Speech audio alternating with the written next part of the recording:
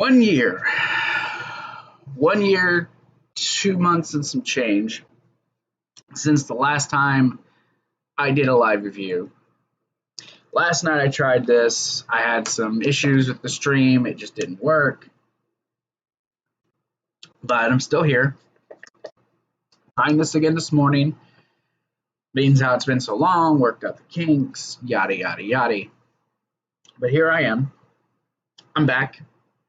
I'd be lying if I said I'm not a little nervous. I'd be lying if I said that there are many reasons that I haven't been on here, and I'm going to explain them, but I feel the need to do that in a separate video. So I will, at some point this week, put a new video up with me just, letting you guys know what exactly I've been doing and what is the reasoning for me not being here. So, but I do apologize in advance for me. Maybe if I'm a little off and I don't seem like I would. It has been a long time since I've done this, so stuff happens, I suppose. But just kind of checking here, making sure that everything is good. All right, good. So it's actually up. Yeah. So first off, good morning, I guess is what I will say first. Good morning to all of you, and thank you for joining me. For those who are watching, who will watch now, and those who will watch later, good morning, and this is going to be your AEW Double or Nothing review. I can honestly appreciate everything that AEW has done in the last several months since COVID. I know it's a naughty word on YouTube, COVID, but everything that they've done in the last number of months to entertain us. It's simple things too. Simple things. Just them simply going out of their way to put an audience out there for us. WWE doesn't do that for whatever reason. They just feel that the empty arena shows what they want to do. And I'll be fair, WWE gave us the Boneyard match. Money in the Bank was fun earlier in the month, but still, like when they're doing their actual matches, it just doesn't feel right. You know what I mean? It just feels unnatural. It feels blah and empty. No pun intended. But the AEW, what they did, since this started, just having people there, taking people who work for them, wrestlers, probably crew members, and putting them throughout Daly's place, or when they were in the gym in Georgia. All of it I can appreciate. And it just adds ambiance. It adds something to it. And it's not a big thing, and most people are used to it, but this is the first time I've got to talk about it. So for me, it's welcomed, and it's like, thank you, because there's some noise. And it's also kind of fun just seeing wrestlers mark out for wrestlers. I got a little gnat flying around me. Gotta fix this again. My microphone is giving me issues today. Thanks. I think it's time to invest in a new one. In time, all will be done. All will be revealed. I didn't see all of the buy-in because I was still, getting a few things ready beforehand. But the private party best friends match for the #1 contendership, what I did catch of it was pretty damn good. best friends going over and being the number one contenders. And now that Adam Page is back, maybe we'll get that match. I don't know if Page is sticking around or if it was just hey, I'll come in for the night and then I'll take off again. Or maybe he feels like it's comfortable enough that they can go back to work. Just COVID in general has just done so many things to just mess it up. Now, rumors of SummerSlam being held somewhere in the southern states with a crowd, but Mr. McMahon wants a full capacity or whatever the case may be. It's just something, I don't know. It all feels different. It all feels, I don't know how to describe it. It just feels off. I'm literally watching myself as I talk to you guys, checking the stream and then going back, and it's fun stuff. You'll see me be very back and forth, checking and making sure the stream's fine and that this is still going good. And actually, this is probably the best like this has ever looked. No lag. It's great. That's me though. Scatterbrains. You know, my brain scatters and I just whatever. But when I was working on this yesterday, and I didn't realize I wasn't streaming, a word came to mind, and that word was thankful. Thankful for the AEW and what they've done. Thankful for the people who are around me, who are supporting me. Thankful for the opportunity to do this again. I'd be lying if I said my confidence was not shaken. I'd be lying if I said I have not been nervous. And if you guys hear a noise, I apologize. It's the AC next to me. But I'm thankful. I'm thankful for all this. So I'm thankful for just getting to sit back last night, open my mind up from everything that's been going on, and it's such a relief. It was enjoyable. You know what I mean? Enjoyable couple hours, three and a half hours of freedom last night to just get away from everything in the world. Enjoy company with people who I care about, who care about me. And we all just sat, enjoyed, and watched wrestling and know, oh, why did they book this? Or, oh, why did they book that? No, there were points where I did grumble a little bit about a couple decisions, gasped at other decisions. Well, not decisions, but just moments that happened, especially during that casino ladder match. But then there were just points I just flat out laughed out loud. And it was like just that damn enjoyable. The show was great. It was in Daly's place. It took place last night, May 23rd. It's the 1 year anniversary for AEW. Well, technically, it's already been a year and a half, but they're 1 year since their first actual show, not their little rallies that they did. Despite whatever issues they may have had here or may have had there, I genuinely loved Double or Nothing last night. It was great. It makes me look forward to Dynamite this week to see the fallout, the main event, the actual main event with the Elite versus the Young Bucks in that stadium stampede was great. It wasn't meant to be taken seriously. I think it was meant to be funny. I think it was meant to make you laugh. There were just so many points during that it was just like you couldn't help but laugh, right? I could not help but laugh because I thought it was just hilarious.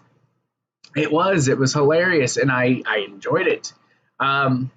Moxley and Brodie Lee was also very good.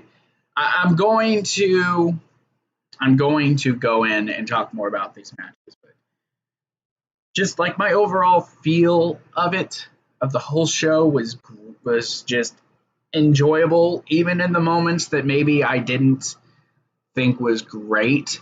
I did have some issues with the TV, with the TNT champ. It is essentially a TV title, right? I mean, we can all agree to that. The TNT Championship match, I did have a couple issues here or there with the ending and how everything was booked at the end and just kind of how off kilter it felt. But I'm going to get into all that. But yeah, I'm Zach. I'm the host of this here channel, the Yo Bro Nation YouTube channel. I'm also the host of the Yo Bro Podcast Network, which I am also going to be bringing back sometime within the very near future. All of that stuff will be in a different video. But you can, if you want to donate, if you want to join our Patreon and get some exclusive content that I will be coming up with help of a friend, my buddy Susie. So her name's not really Susie, but I will be doing things. I will be doing more stuff on Patreon. So if you guys want to go to Patreon, you guys want to go to StreamLabs and donate, you guys can do that down in the description below. I do have a TeePublic store. You guys can go get some merchandise. I'm going to start putting some new merch up there in the next week or two. Right now, anything that you do buy, they are donating a portion of the funds to non-profit organizations to help with COVID efforts, whether it be helping those who are on the front lines or going for treatments. At least is what they told me in the email.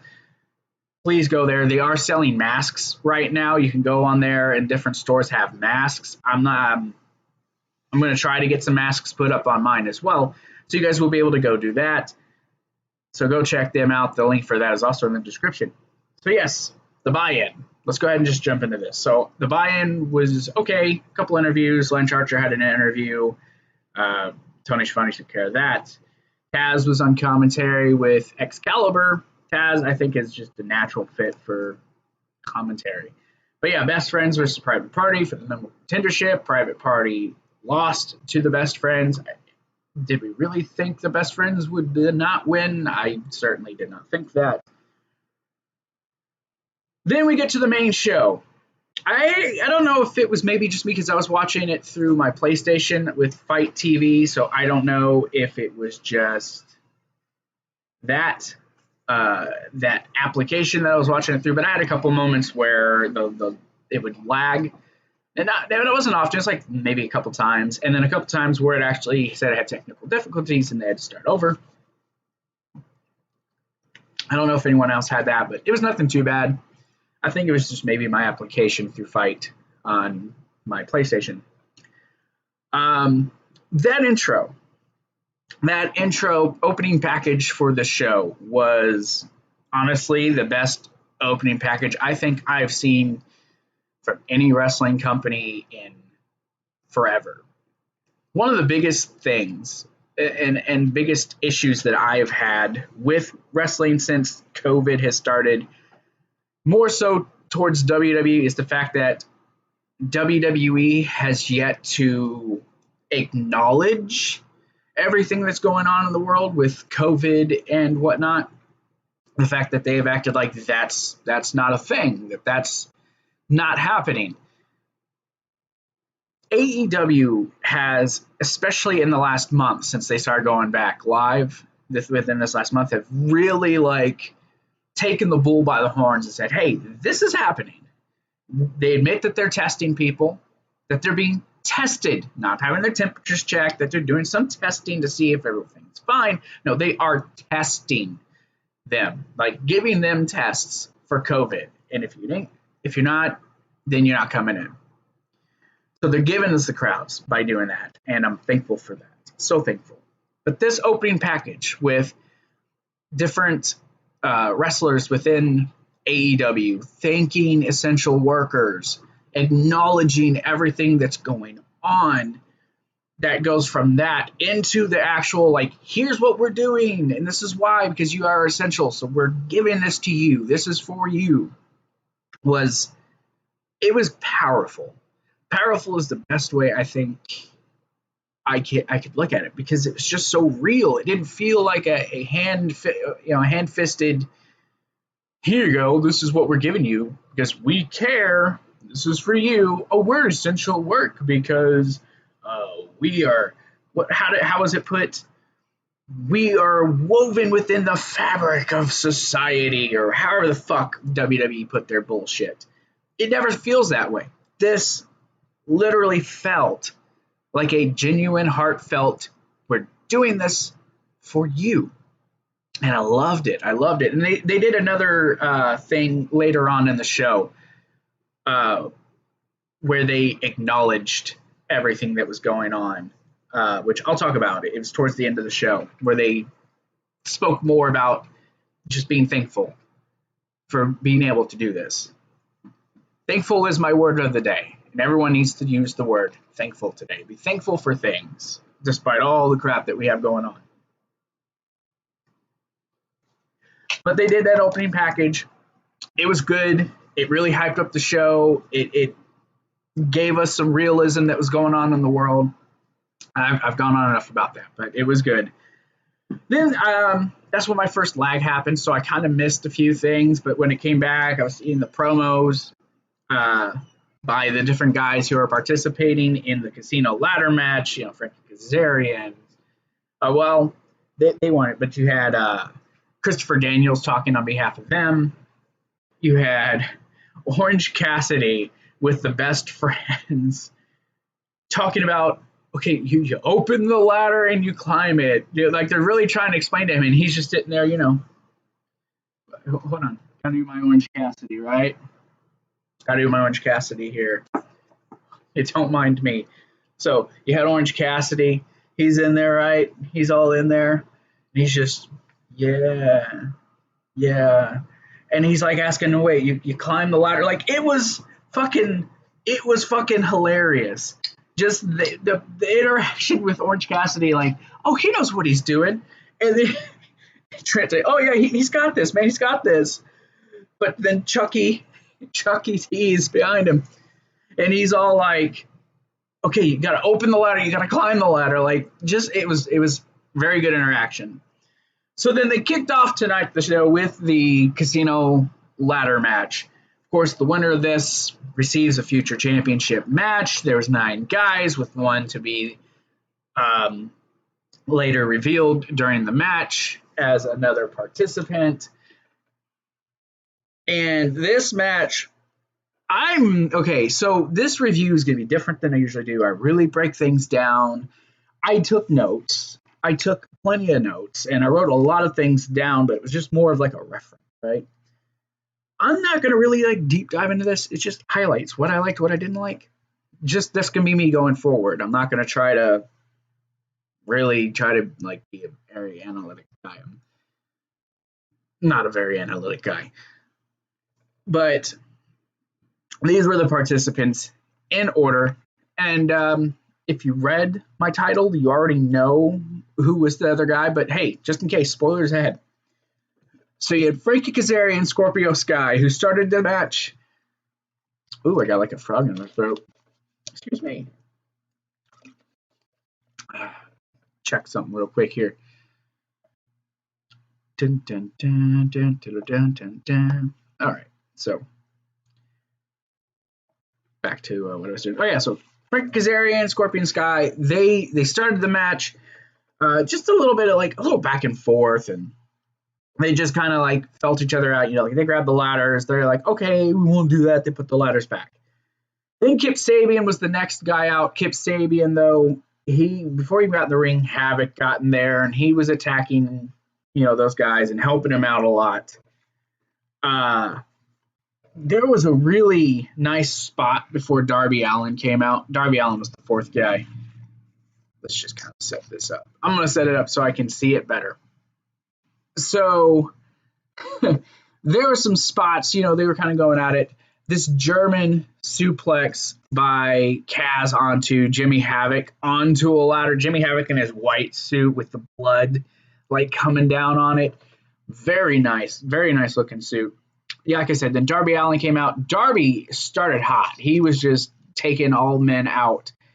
But then you kind of don't see Darby. Now, I'm not sure if this was intentional, like it was a part of the story, or if he legit hurt himself and he just basically did what he could to stick around in the match. I don't know. I've not seen any news yet this morning, or any alerts about the news with Darby Allen. But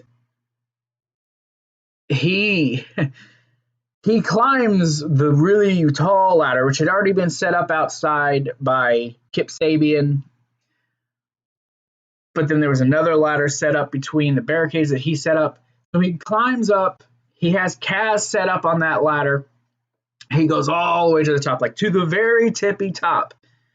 Takes his skateboard, tries to do like a half pike or whatever, jumps off the top of it with his feet, comes down through the ladder, legs first. Like he went down and he just immediately touched his leg and his shin.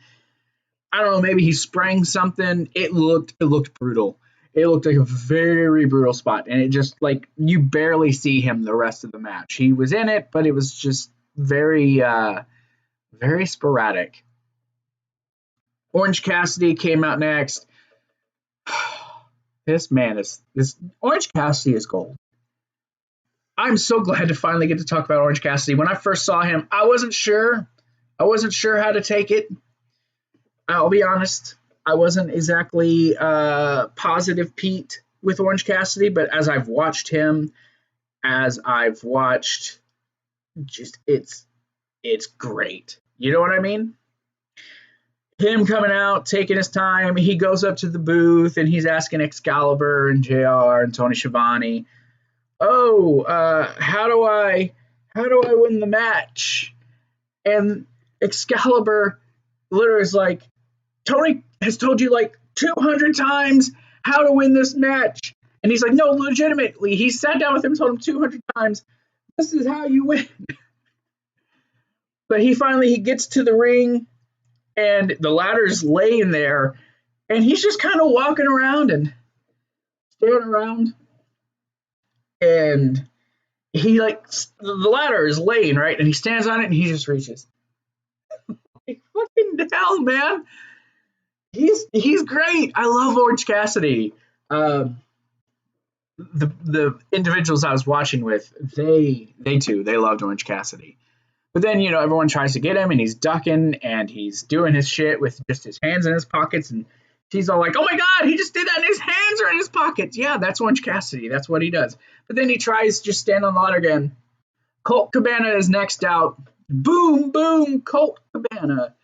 He comes out and he just walks up to him and he's like, hey, you just want, no, stand on it and try to reach. So then he throws him out. So action starts picking up again. Joey Janela is up next. He replaced Ray Phoenix. Ray Phoenix ended up hurting himself on Dynamite this past week.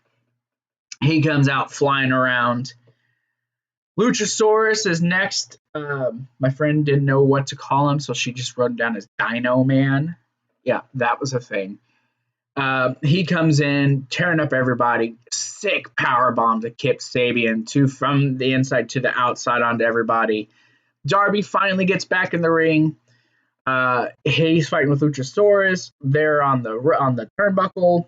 He goes for a code red off the middle rope. Then we get the final participant, the mystery guy, Mr. Brian Cage, former champion of the TNA Impact, whatever the fuck you want to call it. He shows up. Taz is now his manager or coach, or they're not really calling them managers, they're calling them coaches in AEW. It's like coach, right? But he comes out, Brian Cage, man, just fucking Rex Shop. I'm gonna get demonetized and dropping F-bombs.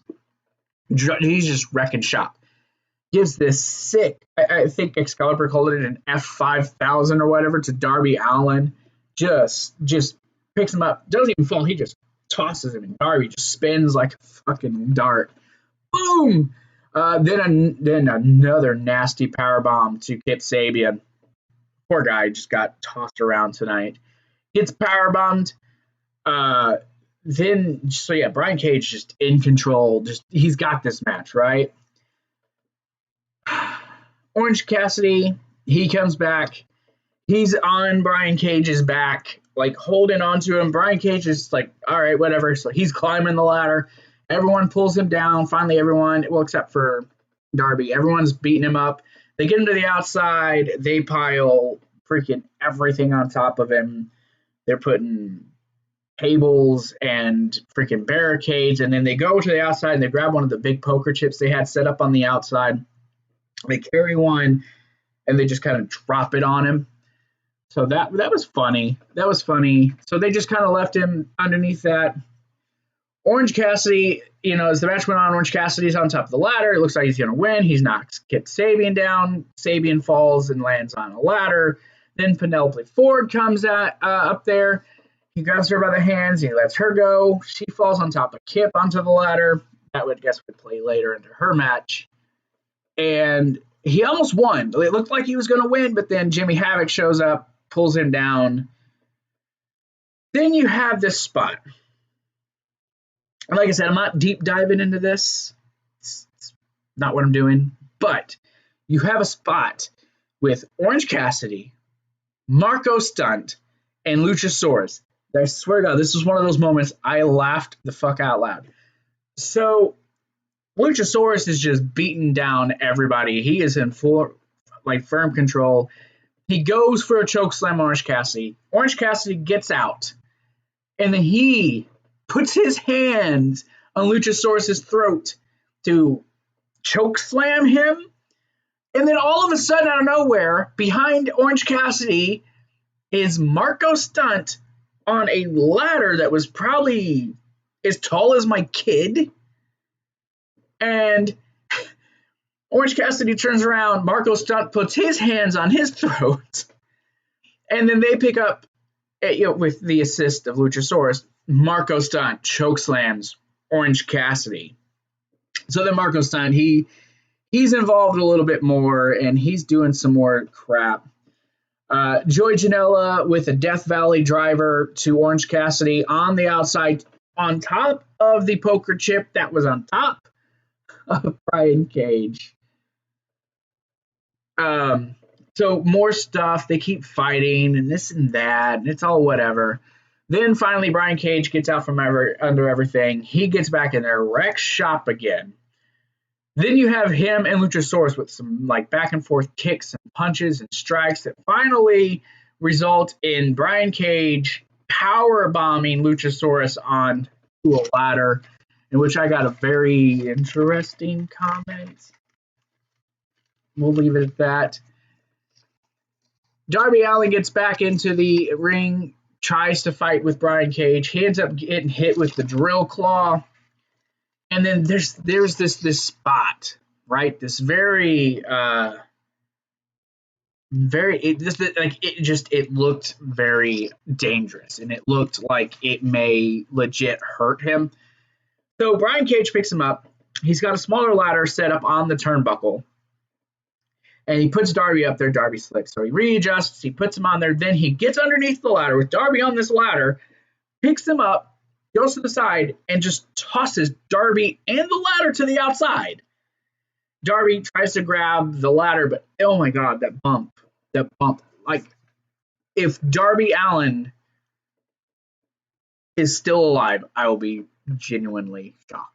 I mean, that's a bit of a joke, but poor Darby Allen tonight. Darby, he took a punishment, man. He did. He took a bad punishment. But Brian Cage climbs. Brian Cage wins your casino ladder match. Therefore, Brian Cage is going to receive a future world championship match. This match was entertaining. It was chaotic, and it was just all over the place, but all of the best ways. I loved this match. I loved it. So we go from the chaos of that to it was a great match, right? But a very off-kilter. MJF, who had Wardlow with him, Wardlow, shockingly, not involved in this match really at all, taking on Jungle Boy. This match, man, it was, I don't know how, like, the first half of the match was very, very slow, very methodical, and they had some good spots, sure, but and it picks up towards the end of the match. I really liked this match, but you kind of get like a feeling out process between MJF and Jungle Boy. There's the part where they interlock legs, you know, and MJF is on top, but they can then end up like bridging, like they're interlocked and they're like this on top of each other, and they bridge under their heads, and MJF slaps Jungle Boy, and Jungle Boy slaps him, and he's like, then he's on top, mounts him, and just punching him. MJF feigns a knee injury. He goes down. He feigns a knee injury, and then he takes that's when he starts working over Jungle Boy's shoulder, right? So then pretty much the entire rest of the match is Jungle Boy's shoulder being worked over, which didn't actually play into this. This, I don't know. This match, I'm trying to think about how I'm going to describe this to you. But it was odd. It was like odd periods where they would kind of stop and do something. And then it's like, then they were like, okay, what do we do next? Okay, well, let's do this next. I don't know if they were trying to call spots in the ring. It was great. So they get some great back. Like, I'm honestly at a loss for words here. I don't know how to describe this. But they're doing some back and forth, right? I got to set this up better. So they're doing some good back and forth. There's a spot where MJF kind of just takes Jungle Boy. It's just does him like an arm whip and a very hard whip into the corner via the arm. Starts working over the arm. Jungle Boy, he makes a comeback. He gets a couple suicide dives to the ropes, and then a beautiful plancha over the top, right onto MJF. Looked fantastic. And then ends up getting a springboard swinging DDT for only a 2 count. Then one of the awkward points happens where they're like just chopping each other. Just and like kind of like they're kind of not selling, but they are selling. That sounds sick. Allergies. Anyone else have allergies?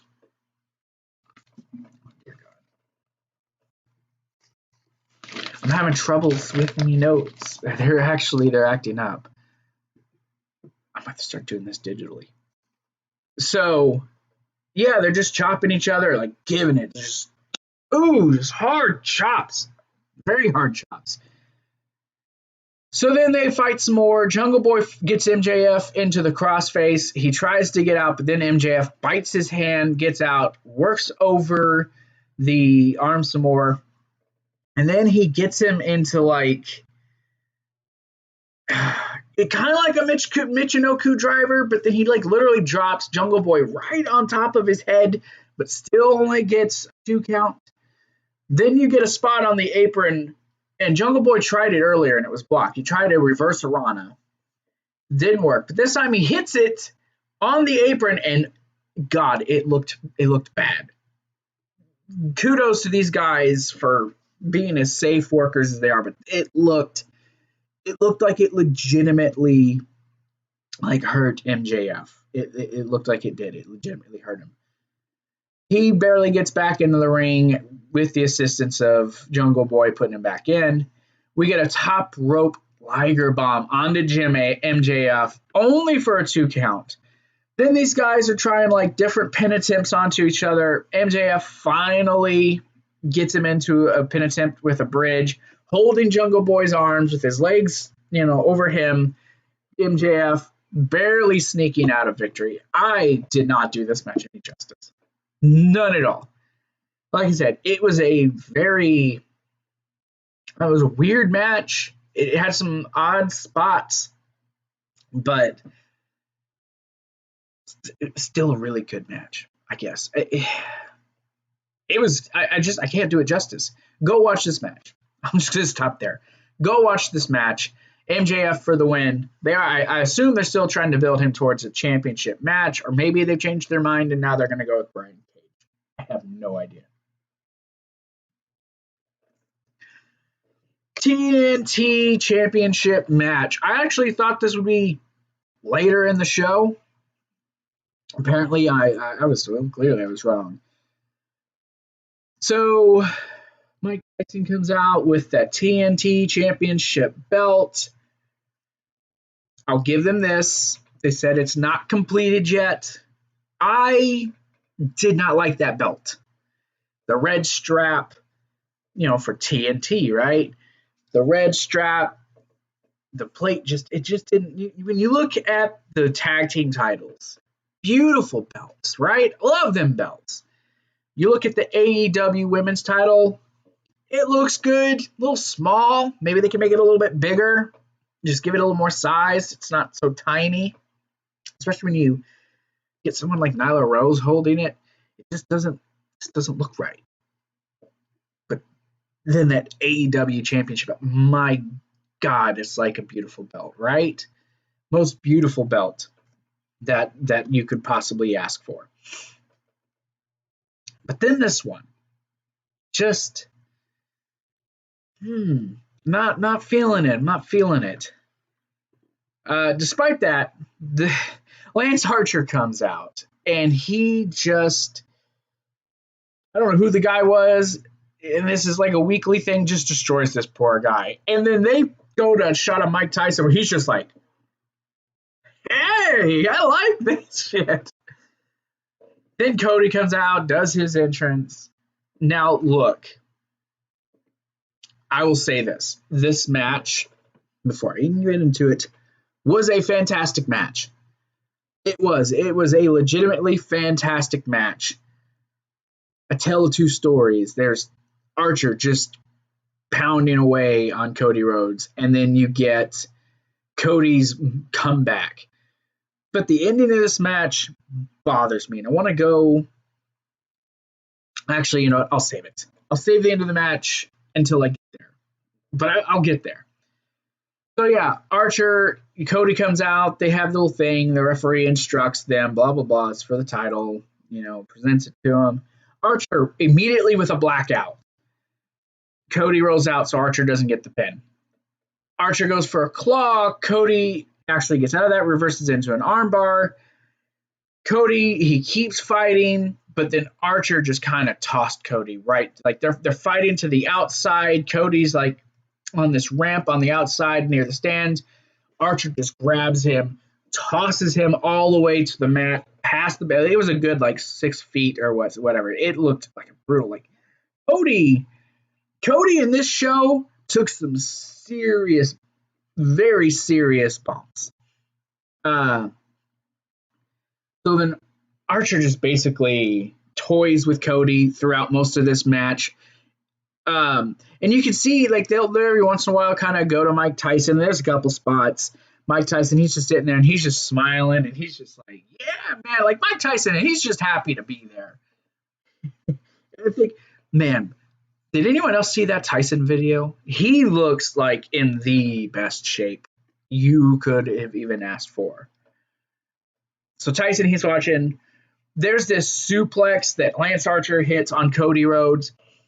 And he picks up Cody and he doesn't even fall back and Cody just goes flying. I'm telling you, Cody took some big bumps.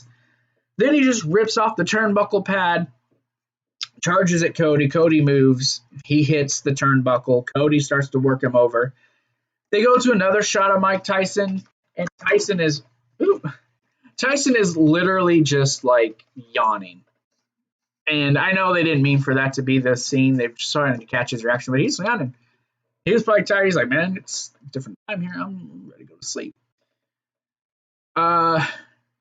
So Cody's fighting back. He's building some momentum. But again, Lance Archer, that was the story of this match. Archer was just too powerful, too strong for Cody.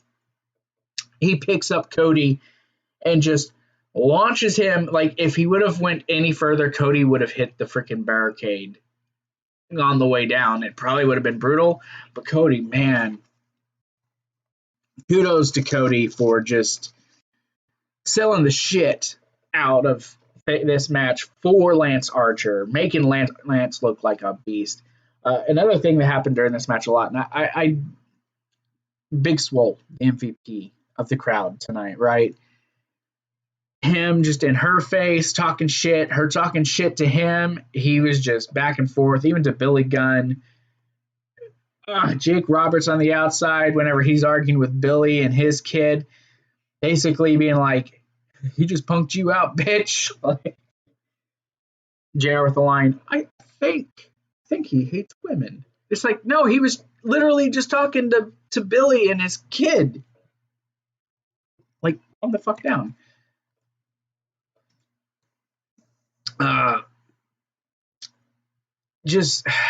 So they go back to this camera shot after Archer throws Cody out. And it's like Archer, he throws him, and then the camera's like knocked back, and then the camera comes back down, and it's just Archer just like this look on his fucking face. A very creepy face. I loved it, though. More offense by Lance Archer. Cody gets him into a crossface, but I guess he's using his hair to pull him back, so the ref makes him break it. Big DDT by Cody. Jake, gets mad because it's kind of like a dig at Jake. And then Lance Archer gives Cody a spine buster, and Orange just, whatever. And Cody, Lance Archer's going to the top. Cody gets to the outside, kick, does a nice little enziguri to the outside, gets up, springboard cutter onto Mr. Archer for only a 2 count. Cody starts building momentum, hits him with the bionic elbow. Final reckoning, hits him with the crossroads, only a 2 count.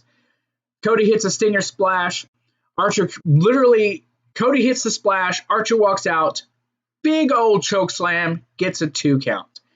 Gets him with the EBD claw. Everybody dies. Starts slamming his head. Archer walks the ropes. He kind of like that Undertaker style, old school. He's got Cody, wrench the arm, walking across the ropes. Jake is, for whatever reason, talking to the referee. This is where I started having problems with the match. Up to this point, I'm loving this match. Up to this point, I'm thinking it's great. Arn Anderson gets up on the ropes, sweeps the legs of Lance Archer, crotching him onto the top. Cody then does a top rope reverse suplex. Then another referee comes out and he calls out Arn Anderson, so he gets ejected. Jake gets ejected. Jake does try to come back out at one point with a bag, I'm guessing with a snake. And Tyson, he walks up and he just takes his shirt off. He's like, come on. And Jake's like, no. So Jake leaves again. So then Archer, who's in full control of this match, is jaw-jacking with Mike Tyson. He goes for a blackout attempt. Cody reverses it. He tries again. Cody again reverses it, this time into a crossroads. Then he gets back up, hits him with a second crossroads for the 3 count. Cody Rhodes is your first TNT champion. Yes, this story was built for the babyface comeback. It was. That's what this was built for. It was built for the babyface comeback, for these guys to. I mean, this match was made for Cody, right? Like, that's fair to say. And I'm not against Cody Rhodes being the TNT champion, but just that ending. Like the Arn Anderson interference, and I know it's not a big deal, and I'm very much in the minority here. I'm not a fan of Cody winning. I really think with the way you've built up Lance Archer, I'm not going to say this is like a WWE move where you just build it up for the authority figure to go over, because Cody is the authority figure. Anytime anyone talks about AEW, it's not Matt and Nick. It's not Kenny. It's not Adam Page. It's not even Tony fucking Khan. It's always Cody. Cody said, Brandy said. It's always Brandy. It's always Cody. And it just feels as if this match they built up Lance Archer just for Cody to knock him down so Cody can have a title. Well, we didn't want to take the title off of Chris Jericho, so we did that little stipulation. Oh, but now we got a title. Now Cody's that champion. And I'm sure Cody will be a fantastic champion. Like, I have no doubt. And I think Cody deserves to be a champion. I just feel like Lance Archer should had won this match. And then Cody could have his redemption story from there. You know, give Lance Archer the win. Let him hold the title till All Out. Maybe if they're lucky, by All Out, they can have a crowd, like an actual crowd of fans, rabid fans. And then that's when Cody has his moment with the fanfare and everything that comes with it. But this is where they went. And again, I'm not going to say this is like a WWE move where they have the bad guy come in and just to, get buried. Because he's not buried. Lance Archer looked like a badass during this whole thing. Like, he looked like a legit badass. So that I have no doubts. But again, the match itself. The match was fantastic. The match was great. I love the match. It's just the ending with Arn interfering and Cody finally winning because Lance Archer just talking shit to Mike Tyson. It was fine. Again, not a fan of the belt, but it's not completed yet. So, hey, maybe when they finish it, I'll like the belt. Who knows? I'm not going to go be all long-winded about this. That's just my opinions. So we get an update on Britt Baker from the doctor. He talked a little bit of shit about Britt Baker and her being the role model and her wanting to announce when she can come back. But I will say her knee is fucked up. Her knee is definitely fucked up. I wonder how they're going to keep Britt Baker on TV without her actually competing. We'll see. A match that I wasn't so great. Wasn't really super into. Penelope Ford versus Chris Statlander. I like Chris Statlander. I love the gimmick. It's a little cheesy, but I like a little comedy. Her with the touching the nose. It's me. I'm touching the nose. I'm touching the nose. Woo! That thing. It's fun. Everyone, it's into it. Kids love it. I'm sure. Crowds were really into it when they were still there. There was some good back and forth here.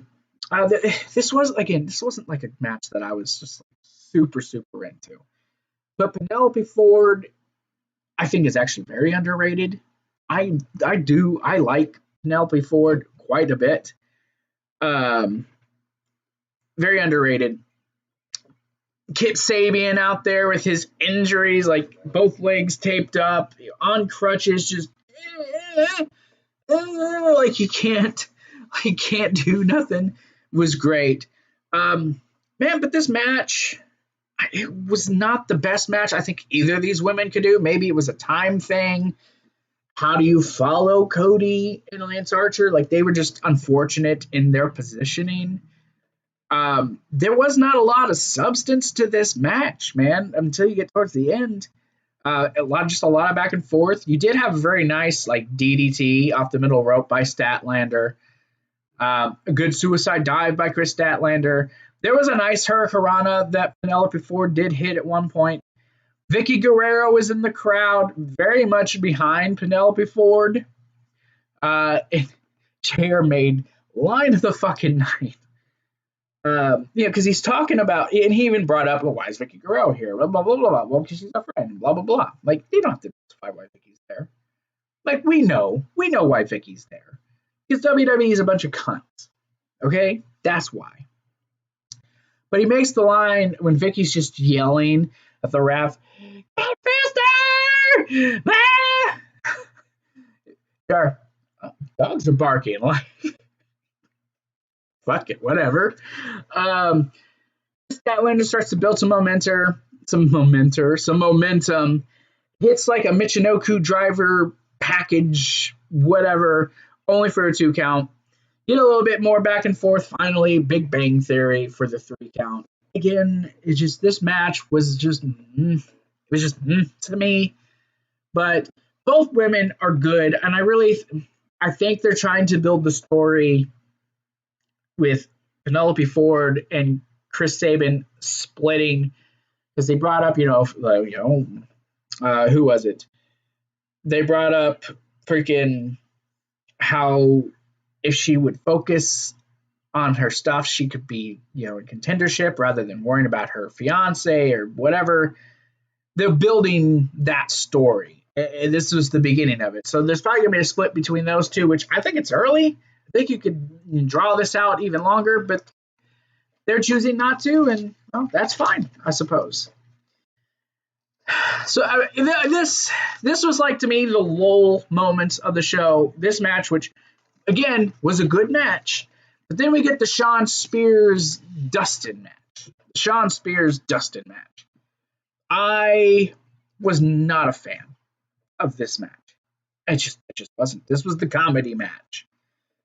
I don't know why this had to be on the show. And I may be alone in this. I'm sure there are others who are going to think, oh, it was good. It built up Dustin, and it just kind of gave Shawn Spears something to do. Shawn Spears leaves WWE as a joke to, and at least lately. And yeah, he's doing something. He's getting TV time, but kind of like a joke. And again, maybe I'm in the minority here, but it was like Shawn Spears was a joke in this match. But Shawn Spears comes out in a suit, not expecting to compete, obviously, and he starts talking about, he's here, where's Dustin? And then Dustin's music hits, and Shawn Spears is just, oh my God, oh God, and he turns on, funny, guys. And I was like, okay, no way they're going to rush him out this quick. But then Dustin's theme plays yet again after Shawn Spears says, hey, this is an official match. Ring that bell and count him out. Well, that count was probably at like a 20 before you finally see Dustin in the ring. But Dustin, he comes out from behind. Brandy Rhodes, she comes out with Dustin. And this match basically turns into a squash. It does. It turns into a fucking squash where you see Shawn Spears in his underwear with a fucking picture of Tully Blanchard's face in his crotch. What? Like, he gets literally stripped down to his clothes. It was just... man, this is, again, like I said, I loved this show, but there were just points. This was those points where I just kind of did this. I honestly didn't even care. If I'm being 100% real, I honestly didn't care about this match. I really didn't. So after all the bogus shit that happened, very little offense by Shawn Spears, you finally get a final reckoning, a 3 count. Dustin wins. They keep talking about retirement with Dustin. He says, oh, if I lose to, whoever. Well, when he faced Kip Sabian, he's like, if I lose to this guy, I'll retire. Now you got Shawn Spears talking about retirement. They talked about it after he had a thing with Lance Archer.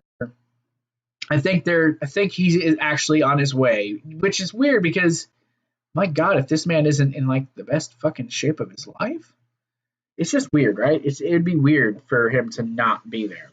But Women's Championship match. Women's Championship. Hikaru Shida. I'm sorry, how should I say? Hikaru Shida. Taking on champion Nyla Rose. The hype package for this, wow. Let me get that out of it. The hype package for this was fantastic.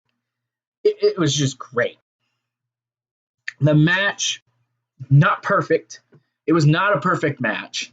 I don't think they've had a perfect women's championship match, but I think this may have been like one of the better women's title matches we've seen in AEW. It's at least a good building block. But no countouts, no disqualifications. They worked within the environment that they had. And, Hikaru Shida, she comes out. She's just stone-faced. they build her up in this package, is how she's talking about having her culture being the champion is such an honor, and how her being the champion during this time is even more important because of everything going on. She just feels like it's really important, and I loved this. This match, while I said it was not the best match, my God, and maybe it's because, spoilers, Hikaru Shida won, but I don't know. I did have an issue with them building up Nyla Rose as this most dominant champion I think I've ever seen.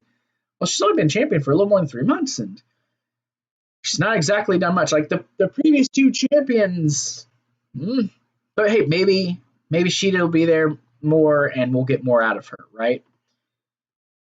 So Shida starts out fast, but you clearly see, and it just plays throughout this match, that Nyla Rose is just way too strong.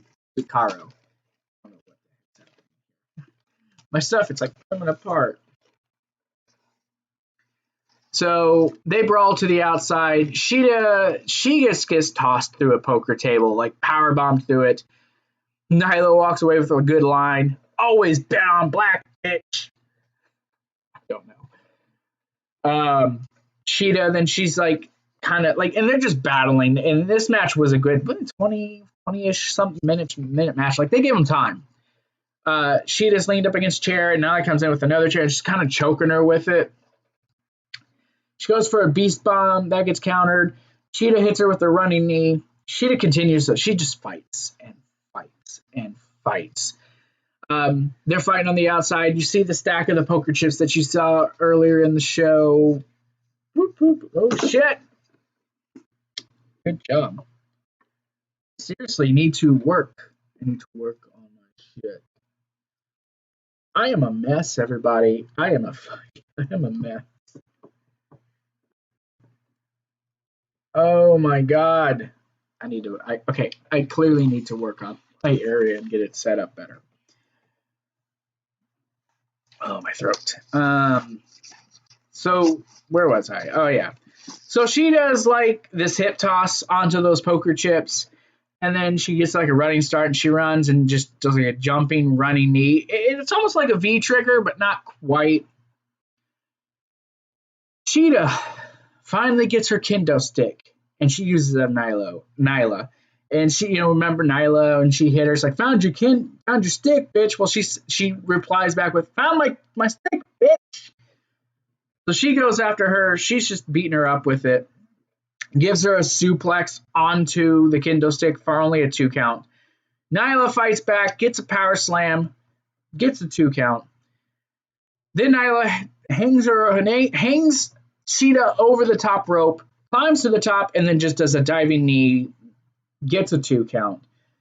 Nyla goes, gets a table, sets that up. Shida fights her off. Nyla goes for a couple different power bombs, or is going to go for the beast bombs, I suppose. Shida fights out of those, but finally Nyla power bombs Shida right into the table, pulls her out only for a 2 count. We get a Death Valley driver by Nyla Rose. Then when they get on the top rope and they're fighting, Shida hits a Falcon Arrow, a top rope Falcon Arrow, only to get a 2 count. At this point, I'm expecting, I won't lie, I was expecting Nyla to win this match. But finally, Shida gets some more offense in, gets Nyla Rose down, does essentially a V-trigger, but they didn't call it a V-trigger, does another, like a running knee, like runs from one side of the ropes back, hits her with the knee, gets a 2 count. Thank God. The title is off of Nyla. I'm not saying Nyla was a bad champion. She wasn't, little Riho, but y'all want to excuse me for just a second? I know I'm live, but damn it, I need some water. Just excuse me.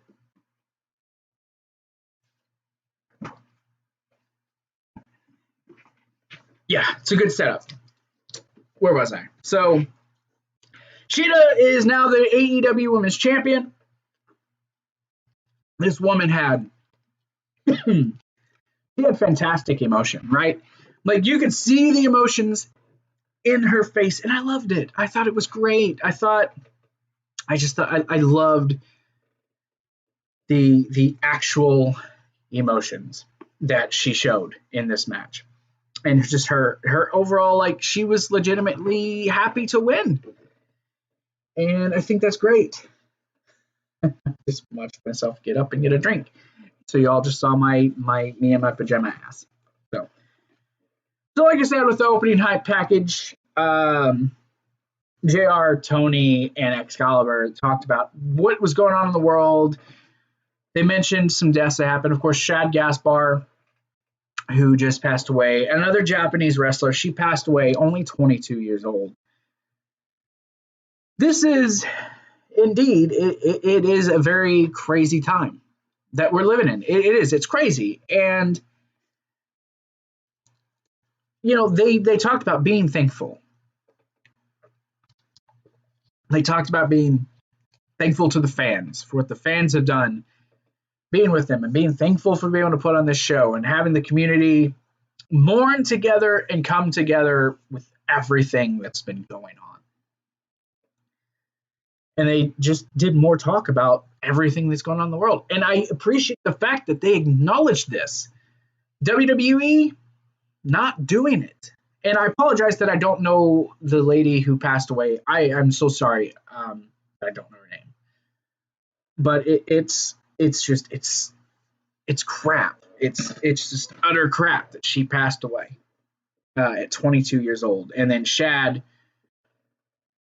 Gaspar, wow, 39 years old.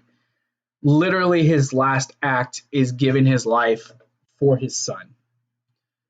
Take my son, save him first, and then to die. I don't think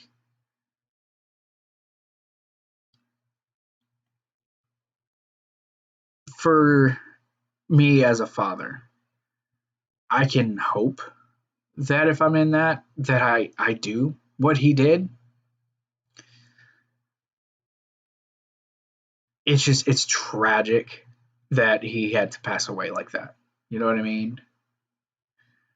But I know I had plenty of fond memories. In fact, I just yesterday or the day before, I was watching the 2006 Survivor Series, and watching them how they did Lita.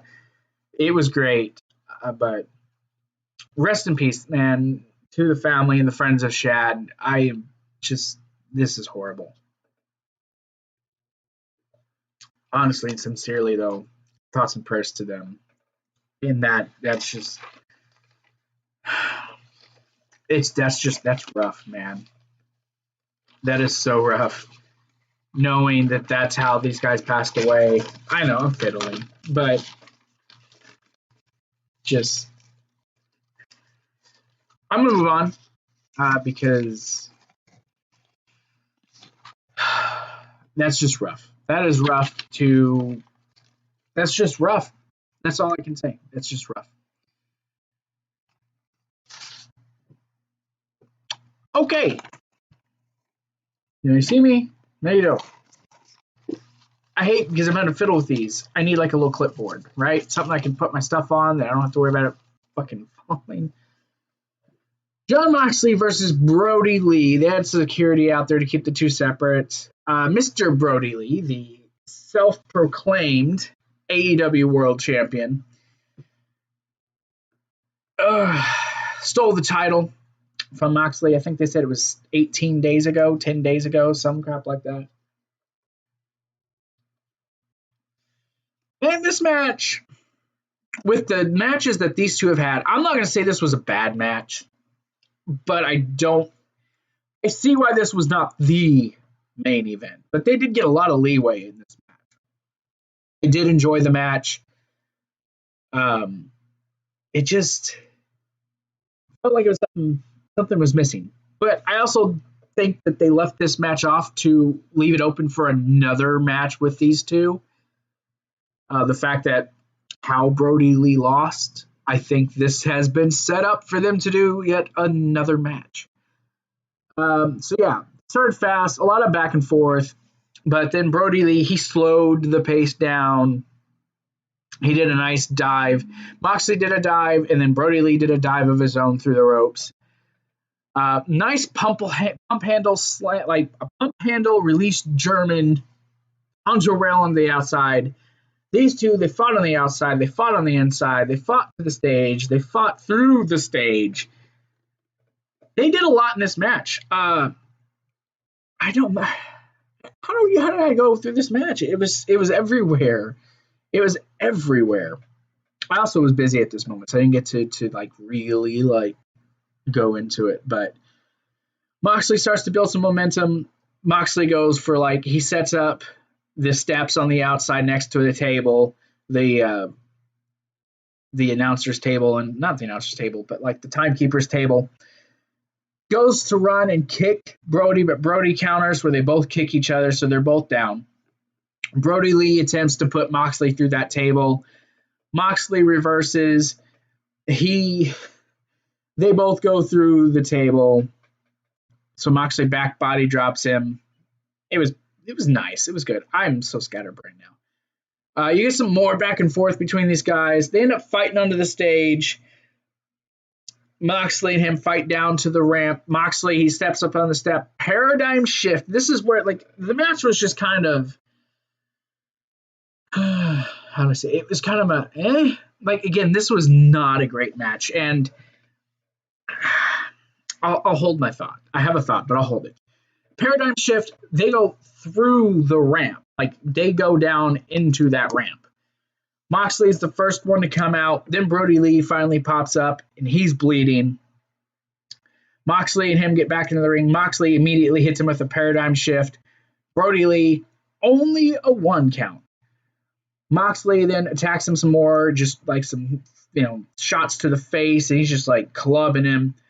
Hits him with like another paradigm shift, but this time he like lifts him up, hits him more like the Death Rider is what he calls it in New Japan. Hits him with basically a Death Rider. Gets a 2 count. Moxley then gets him into a sleeper hold. Kind of like a rear naked, he gets him into a rear naked chokehold. Brodie Lee essentially just passes out. So again, I need another. My throat's, I'm almost there, but my throat's like killing me. Oh, the fun of being live. Aqua's the best. So, Brodie Lee, he like passes out, right? And I think they set up, this isn't over. I honestly, I think this is going to go. Now, my thought is this, and I might be in the minority of a lot of things. I don't think, like, if you look at Chris Jericho's title reign and you look at how Moxley's title reign has gone so far, and I know circumstances, things are weird. I don't think Moxley's title reign is living up to what most of us expected it to be. Maybe I'm wrong, maybe, but I feel like this hasn't been great. And then this match is a reflection of that. Go back and watch the Jake Hager match from the empty arena match. It was okay. It was a really good match, but it just didn't feel like the matches I think Moxley was having prior to becoming the champion, I think are much better than what Moxley is doing now. And I'm not saying Moxley's a bad champion. It's nothing like his WWE run where they did nothing with him. But it just feels, and now, so the match itself was fine, and I enjoyed it. I was entertained. I was entertained with everything, apart from the Spears match with Dustin. But overall, I was purely entertained with this match. And maybe they're holding back. Maybe they're holding back for another match, down the line on TV, or maybe they're going to hold. Well, they're not going to hold out until All Out. But I think this is going to continue for a little while longer. How it plays out, I don't know. As the rosters are slowly starting to come back, I think things will feel better. I don't know. This match, it left me wanting more. Left me feeling like something was missing, and like I was wanting something else. If that makes sense. I hope that makes sense. Finally, to the main event. The Stadium Stampede. Elite versus Inner Circle. Elite, Inner Circle. The way they did the introductions with, like the Inner Circle with numbers and jerseys and pads, and they're coming out, football entrance. The Being Elite intro over the PA. Justin Roberts recorded the intro, so hey, we got a little bit of Justin Roberts for this. It was funny. This was very much a comedy match. It was very much a comedy match, but it was good. It was physical. It was clearly if I'm going to take what I've seen with WWE and what I've seen with them so far, I think this has been the best empty stadium, arena match, whatever. This was clearly pre-shot. They pre-shot this match. This was not live. I don't know if this whole show was pre-taped, but this for sure was not. I loved it. I loved this match. I think next to the Boneyard match, I think the Boneyard match was just better. It was definitely a very cinematic match, but this was great. This was great. They all come out. Adam Page, he didn't come out with them, but he shows up later on a horse chasing Sammy Guevara out. It was great. So the whistle blows. They all charge each other, and they're all fighting around the ring, which is at the 50-yard line. It's awesome. I loved it. They get into the ring. There's some in-ring action, some dives from the outside. Matt Jackson, who legit got hurt on Dynamite this past week, he's got his ribs taped up. And there's just a lot of battling, trash cans, kendo sticks, and this and that. Not a lot going on. It's just like all over the place. But then they're like going to finally separate. Matt and Nick are fighting off by the goalposts. Matt climbs with a ladder onto the top of the goalpost and does a moonsault. Fucking, I've seen everything. This match, I can't do it justice, and I'd love to. But this match was so fucking good. You see them starting to brawl into the stands. They cut to Adam Page. He's looking for Sammy, and he finally gets up source, and he's like, stay. He finds a bar. He goes to the bar. Fucking man, Adam Page is the shit. And if this man is not the world champion by this show next year, it's a shame. Like, if the crowd was there, they would have probably popped big for that. So he goes in there. Santana and Ortiz are fighting with Kenny Omega and Matt Hardy on the outside. They get Matt down. Kenny sets up this guardrail between these two little tables by their like eating area, and he ends up getting suplexed, face first onto it. Then they climb it and they powerbomb Kenny through that thing.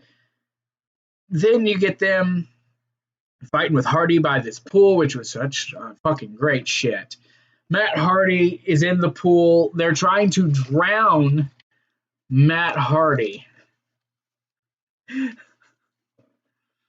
Oh my God. Okay, so Matt Hardy's being drowned. And I don't know, I guess this was like the Lake of Reincarnation, I guess is how they were trying to do it. Make it like the Lake of Reincarnation. Matt comes out as, I don't know what version he was. I guess version 1. So then he starts doing Matterfacts. I don't know. Trying to do a take on the V1. He just starts going through different iterations of Matt Hardy. But then he finally comes back out as broken Matt Hardy after they've left him like, he's dead. And they're walking off and he comes out, pulls them back in. And he's like, oh, you must pay for your crimes against Vanguard 1. And the whole time this is happening, apparently Ortiz can't swim. which is hilarious. He can't swim. So he gets out, he takes Ortiz, he gets him under like a big bell, it's like a victory bell, and he hits it, and Ortiz comes out and he's like, ugh, like, it's fucked up. So Matt's like, like, oh, I have the cure, wheel of chairs, and he puts him in and he tapes him up, so now he's disposed of. Santana's like, I'm not done with you yet.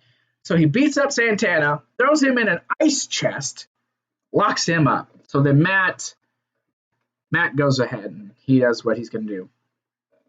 We see Jake Hager looking for Adam Page. He finds him in the bar. This is very like Western-like. He sits down next to Adam Page, and and Page looks at him. He says, "You here to drink or to fight?" And he slides a shot glass over to Page or to Hager. They take a shot, and then they just start brawling the fuck out. They start brawling. I mean, Hager's just beating his ass. He drags him across the table. And there's some points where Page is like flipping around off the shit, avoiding Hager, but finally he gets gut wrenched through a table. Omega comes in, he helps. They grab bottles of beer and they start busting them over Hager's head. He gets hit with a V trigger, and then Omega like bends over, and Page like uses him to propel and gives him a freaking buckshot over the bar. And then Page walks around to the other side of the bar, grabs a couple shot glasses, like, what are you going to have to drink? And he opens milk. So Page pours milk into a cup. Omega pours Jack into a cup. They hand each other the glasses. They salute. He says, nice to have you around. And they drink and they take shots and then they walk off. I laughed my ass off. I laughed my fucking ass off. This was fantastic. And it wasn't even over yet. So we go back to the outside and they're all fighting. You got Nick's fighting with Chris Jericho. Matt has Sammy Guevara he's hitting him with Northern Lights suplexes, and they keep cutting back between, what's going on with him and what's going on with Jericho. And he's just like going the length of the field. Like he's doing, repeated Northern Lights suplexes, holding it in, flipping, doing it, and he just keeps going. Basically, he went from one goal post to the next. It was fantastic, and that was great. You see Jericho fighting with Nick Jackson. At one point, he goes for a pin. He doesn't get it, and they did a lot of football-themed stuff during this. And he's like, what is it? He says, I want a replay. And Aubrey Edwards is the referee. She's like, you want a replay? Fine. Let's go to the booth. So they go into the booth, and they're just arguing. She comes out, the ruling stands. And Jericho's like cussing around. But he ends up using his bat and whatever. When Matt gets to the end, he's like celebrating. And the other referee throws a flag for excessive celebration, and he gets super kicked for his troubles. My God. But Jericho, like, he gets knocked down. Adam Page just shows up out of nowhere with a chalk line, or with the freaking line marker, and he just rolling over to Jericho. He lifts it. He just walks over Jericho with another line and just keeps going. It's like, what? What is this shit? Oh, Sammy Guevara and Jericho got put through a table by the Young Bucks. At another point, Sammy Guevara finally gets up. He's getting soaked by the sprinklers. He gets up. He's thinking, I did it. I won, guys. And then here comes Omega and Matt Hardy in a golf cart, much like on Dynamite a couple years ago. They're chasing him down. He goes into the stands, climbs all the way up to like this one spot. It's like this glass like thing over a dugout or something. I'm not really sure. But he gets chased by Hardy and Omega. He gets kind of caught, and he's fighting them off. And then you see like this first person's perspective of a camera. And like, well, it's not Vanguard 1. Neo 1. So we got a new drone for Matt Hardy. Neo! I guess maybe a play on Brother Nero, but I don't know. So Neo 1 debuts, and Sammy Guevara is like, what is this? And he's mad. He ends up getting hit with a V trigger by Kenny Omega. And then Matt Hardy, he's just, and Omega picks him up on his shoulders, sets him up for the one-winged angel. And Hardy's just, delete, doing his whole intro from the top of this thing. I swear it was like a 10-foot drop. Does a one-winged angel through this area down below, gets the pin, and the Elite win the Stadium Stampede. Was this a match? No. Was it fucking great? You goddamn right it was. This was fucking great. I love this thing. I think the Elite shouldn't have won. I think you really should have gave this win to the Inner Circle. For anything, poor Sammy Guevara can't catch a win to save his damn life. But it was great. Honest to God, it was great. A great ending. You got the Elite celebrating with pyro behind them in the stadium. It was everything I think we would have wanted.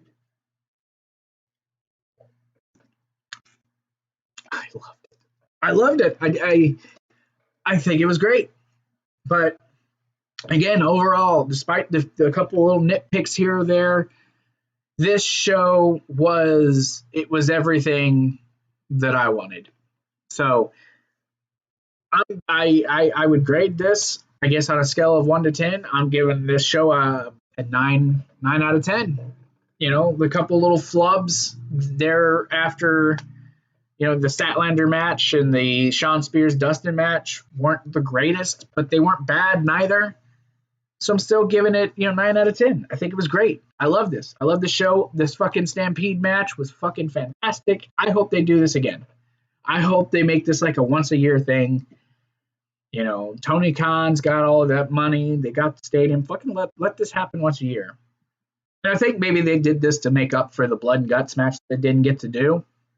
And if so, I'll take it. I'll take it for sure.